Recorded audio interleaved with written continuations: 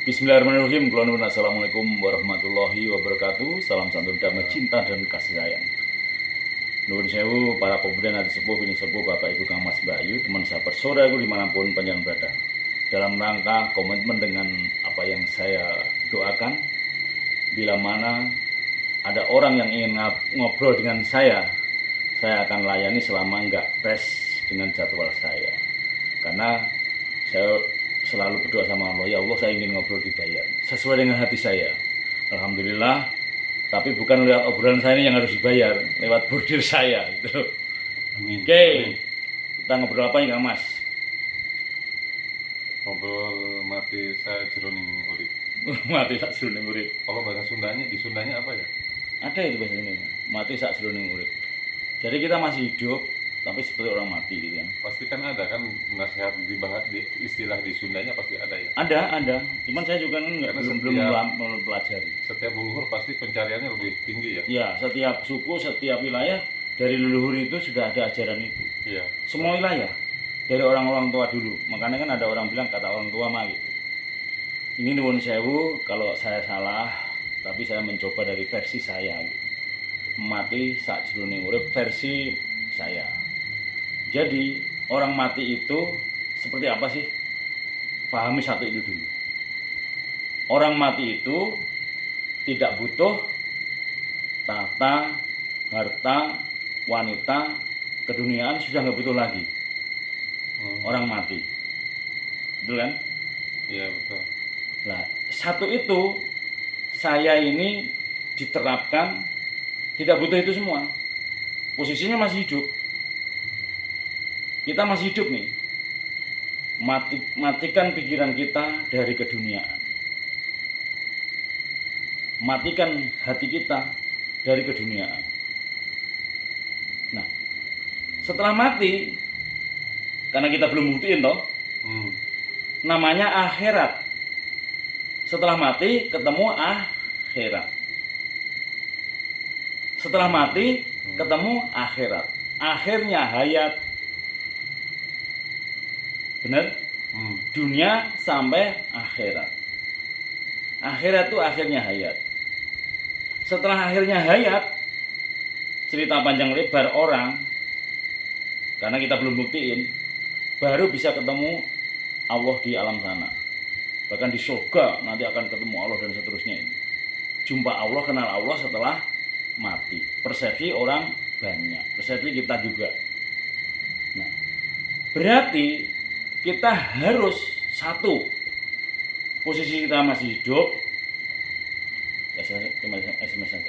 Posisi kita masih hidup, namun seperti orang mati, tidak perlu dunia, tidak perlu duit, tidak perlu yang lain sebagainya. Tetapi bukan nggak perlu kita seperti orang mati benar-benar nggak perlu duit sama sekali, nggak perlu tahta, harta dan wanita sama sekali, enggak. Semua itu perlu, hanya sekedarnya, hanya seperlunya. Jangan sampai terbelenggu urusan keduniaan. Jangan terbelenggu pikiran kita, hati kita tentang keduniaan. Hanya fokusnya kepada Allah. Siapa yang Allah tujuannya, dunia akan melayani. Jadi seperti kebutuhan orang mati, nggak butuh apa-apa. Perlunya hanya doa, perlunya hanya Allah di alam sana. Tapi bukan berarti meninggalkan aktivitas Bukan. Bukan ya. Raganya melayani sesama manusia. Raganya. Karena kita diciptakan oleh Allah ke dunia itu untuk melayani sesama manusia. Kita dari Allah. You know? Innalillahi wa inna ilaihi rajiun. Dari Allah kembali lagi ke Allah. Kalau tahu jalan Allah, kalau kenal Allah. Kalau enggak, ya enggak tahu lah, kenal Allah aja enggak jalan Allah. Ini enggak tahu. Harus kenal Allah, harus tahu jalan Allah. Di dunia loh. Kita dari Allah nih sebelum ada di dunia ini. Sekarang aku dulu dari mana? Aku dari Allah. Terus ke dunia untuk siapa? Untuk melayani sesama manusia dan mengatur alam ini. Tapi di dalamnya selalu ada Allah, di pikiran ada Allah, hati ada Allah. Dengan bahasa siapa yang tujuan hidupnya Allah, dunia akan melayani. Siapa yang tujuan hidupnya hanya untuk Allah, alam akan mengamini. Alam akan melayani kita. Wis buktekne urung. Kalau saya buktiin, saya udah dilayani Allah semuanya. Lewat karyawan saya, lewat yang ngejob saya, lewat buyer saya, lewat pelanggan saya, lewat orang lain. Nah itulah sejatinya. Bukan Allah yang turun tangan langsung. Jadi kita berdoa sama Gusti Allah juga. Yang jawab bukan Allah langsung. Allah menggerakkan alam ini, Allah menggerakkan manusia. Dan saya udah buktikan, hampir saya buktiin semuanya yang dalam kehidupan sehari-hari. Gitu. Itu yang selama ini nggak kita sadari. Ini nggak kita sadari, karena pelajaran ini bukan pelajaran di tingkat syariat. Pelajaran ini harus naik di tingkat tarekat. Jangan sampai terpaku di syariat, terpaku jangan. Jangan terpaku. Nanti kalau terpaku, pakunya nggak bisa dilepas, ya macet di situ. Justru kita berbalik kepada diri kita untuk sendiri. Kok selama ini saya belum menemukan ketenangan batin, ketenangan pikiran. Saya udah sholat sehari semalam, udah segala macam. Gimana nih, yang salah pada diri saya apa? Kurang saya apa? Masalah saya apa? Karena sampai menemukan surganya dunia. Nah, kalau surga akhirat mana nanti gitu. Ya. Kembali ke tadi ya, satu, dikatakan saat mati saat jroning urip itu kita meninggalkan keduniaan, tapi bukan berarti ditinggal. Seperlunya keduniaan ini. Jangan sampai anak, istrimu, hartamu melupakan engkau pada Tuhanmu. Jangan sampai anak, istri, hartamu melupakan kepada Tuhanmu. Jadi pikirannya selalu kosong. Adanya mau Allah. Hatinya kosong. Syirik, dengki, takabur, sombong nggak ada lagi. Adanya mau Allah. Setiap detik sifat itu. Setiap detik sifat itu ada Allah, Allah. Nanti lupa ingat lagi Allah, Allah. Lupa lagi ingat Allah, Allah. Lupa lagi ingat Allah, Allah. Jadi kita selalu bersama Allah. Dari bangun tidur sampai mau tidur 24 jam.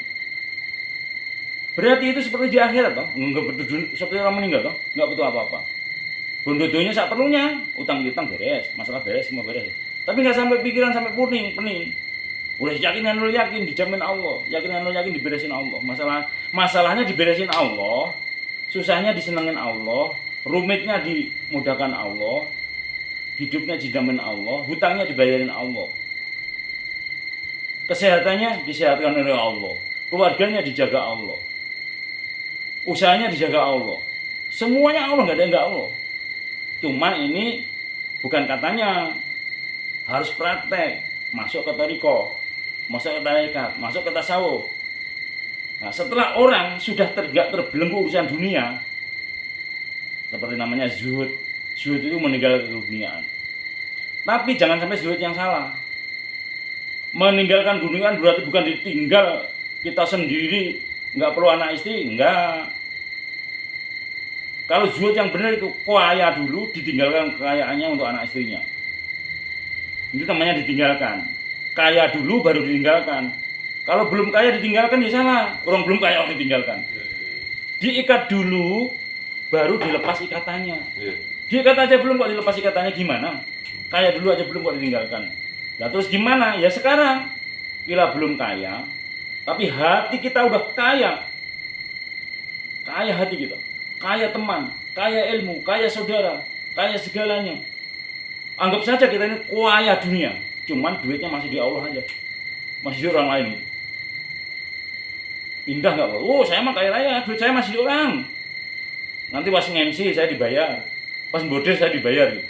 Kayak halnya kita ini duitnya banyak, anggap aja duit kita miliaran, triliunan, tapi masih disimpan di orang. Nanti ngambilnya dia kesini uno. Bordir, sini nunuk, MC, sini nunuk salon. Oh kaya, berpandangan kaya. Makanya saya prasangkanya kaya aja. Sama Gusti Allah bersama saya kaya ya Allah. Apalagi engkau ya Allah, segalanya engkau kaya. Makanya nggak ada kekhawatiran. Bahkan saya pernah bilang saya punya bank gaib. Saya punya bank gaib. Ya, betul. Saya punya bank gaib. Administrasinya sendiri, ngambilnya sendiri, non limit. Seperlu-perlu saya perlu, langsung saya ambil. Ya, betul. Iya, semuanya disiapkan oleh Allah. Ya, betul. Giliran Pak saya perlu, tinggal SMS saya. Ya Allah, saya hari ini mau beli jarum. Kemarin, baru ini ada yang bayar cash. Ya Allah, sebelum akhir bulan ini, saya mau bayar bank 3.500.000. Udah tinggal SMS saja. Nggak perlu ke bank. Namanya bank gaib.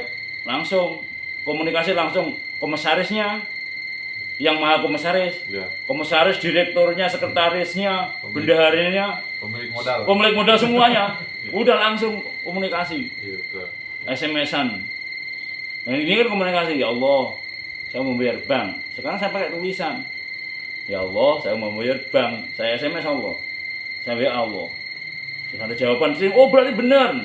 Berarti ke Allah itu lewat lisan, lewat pikiran, lewat hati, lewat jiwa raga, dan lewat tulisan. Tulisan itu kalam tulis, ucapan itu kalam ucap, gerakan itu kalam gerak. Semuanya Allah. Nah, jadi kalau kita itu nggak terlibat urusan keduniaan, jangan terlibat urusan keduniaan, jangan ada di dunia kita. Itulah yang namanya mati. Benar nggak? Orang mati itu wis nggak ada terlibat urusan dunia. Itu namanya orang mati. Nah kita masih hidup tapi tidak terlibat urusan dunia. Udah meninggalkan, seakan-akan meninggalkan dunia ini seperlunya. Anak sekolah bisa, alhamdulillah. Nggak dipikir semua itu. Semua udah, nggak ada yang dipikir. Udah ya, yakin dan percaya. Udah dilayani semua. Yakin saya dilayani Allah. Yakin saya dibantu Allah. Saya yakin ditolong Allah. Yakin itu gitu. Yakin ke Allah. Saya selalu ditolong Allah. Saya dibantu Allah. Tapi bukan berarti tanpa persiapan ya. Ya, nah iya loh. Ya aduh loh. Karena alam ini kalau nggak ada wadahnya gimana Allah? Kita hidup di dunia ya ada dunianya. Cuman kita nggak terlibat urusan dunianya. Harus punya usaha. Harus punya wadahnya. Contoh gini, misalnya seorang karyawan. Maaf ya, bukan berarti kita menghinakan, tapi karyawan itu juga bagus. Saya juga pernah karyawan. Artinya gini, membuka mindset kita. Ya Allah, mohon rezeki banyak ya Allah. Mohon rezeki tambah beriah. Mohon rezeki merumah, tapi dia padanya hanya karyawan. Ya dilewat karyawan, paling naik gaji. Selain dia karyawan, hari Sabtu minggunya bisnis. Ya Allah, saya mohon rezeki banyak. Tambah wadahnya. Sabtu minggu bisnis dia. Mau ngasih, mau nyanyi, mau cucuk lambah, mau jualan baju, jualan kaos, jualan spare part, mau ngeliditin barang apa.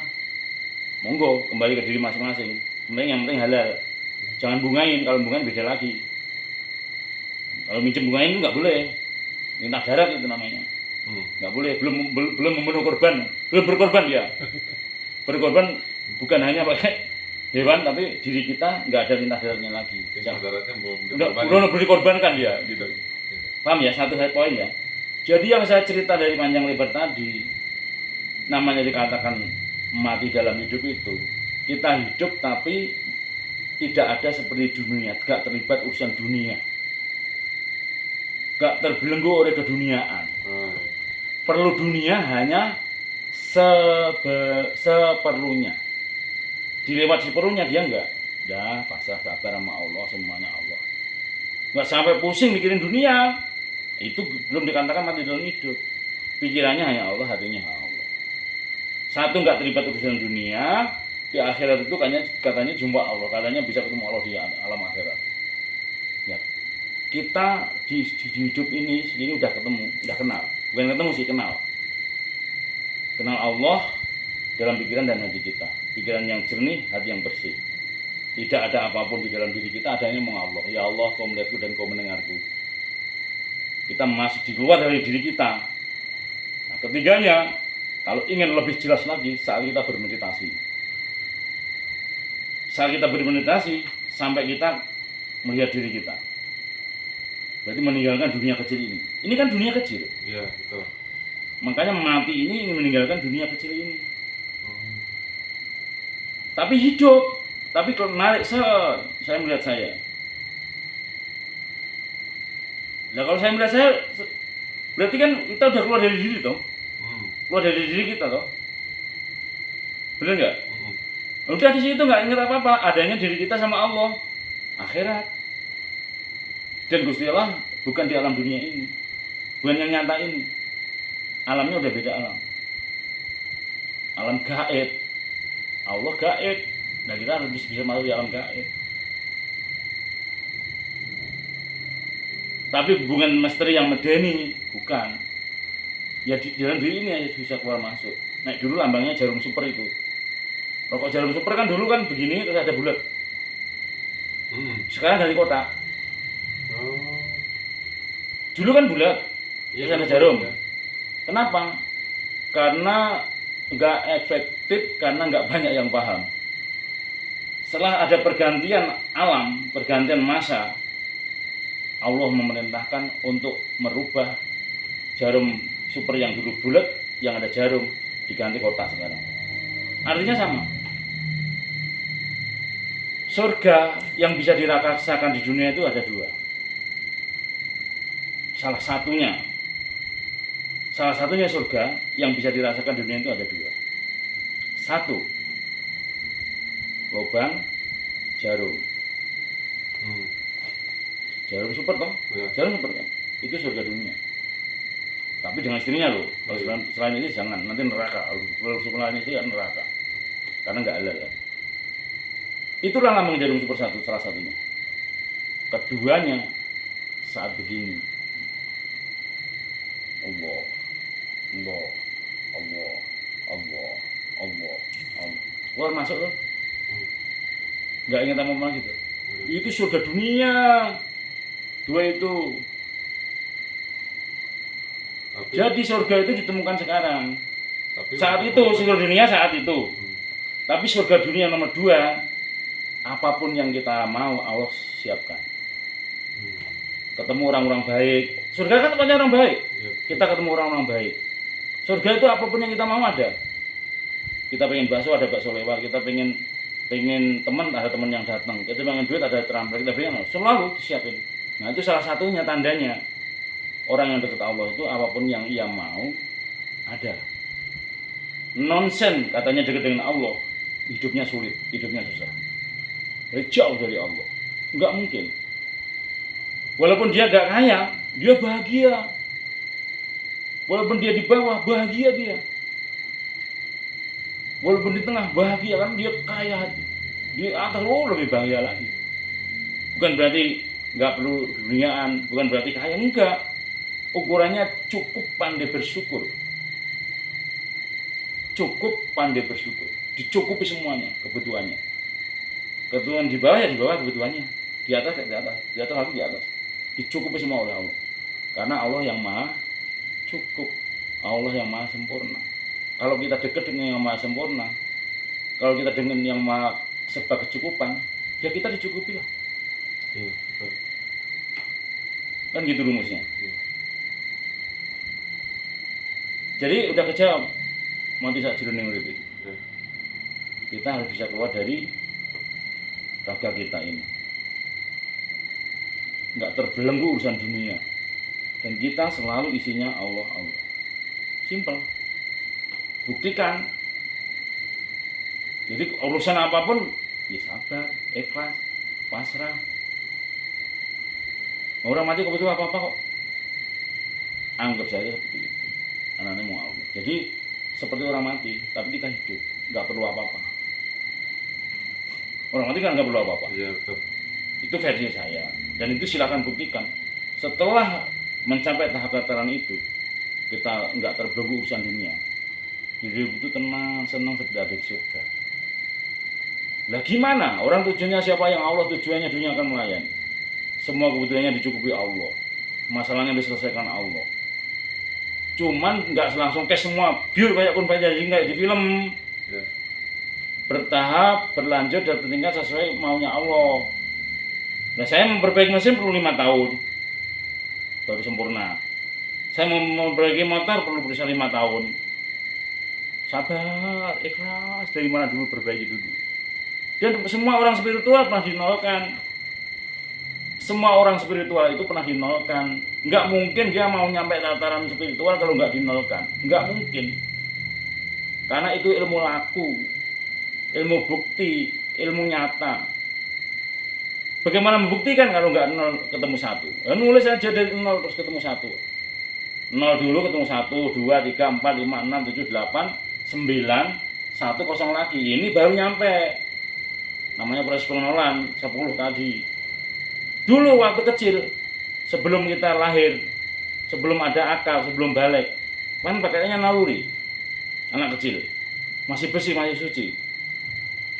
Ya toh? Sekolah angka 1, sekolah 2, 3, 4, sampai 9. Kelas 1, kelas 2, kelas 3, kelas 4, kelas 5, sampai kelas 9. Kemudian balik di angka 10, 1, 0 lagi. Di sini 01, di sini 10. Benar nggak? Ya. Kenapa nggak langsung 18 atau 11, tapi 1 dulu 0. Kenapa Allah menciptakan angka lewat yang menciptakan angka ini nggak langsung 11 atau 12, tapi 9? Kok kembali lagi seperti yang pertama? 10. Kenapa ya? Ya karena di sini udah pinter semua toh, udah sampai 9 toh. Dari 0 kembali ke 0.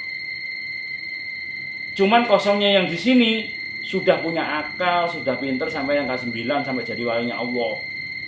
Setelah 1 sampai 9 jadi walinya Allah, baru 10.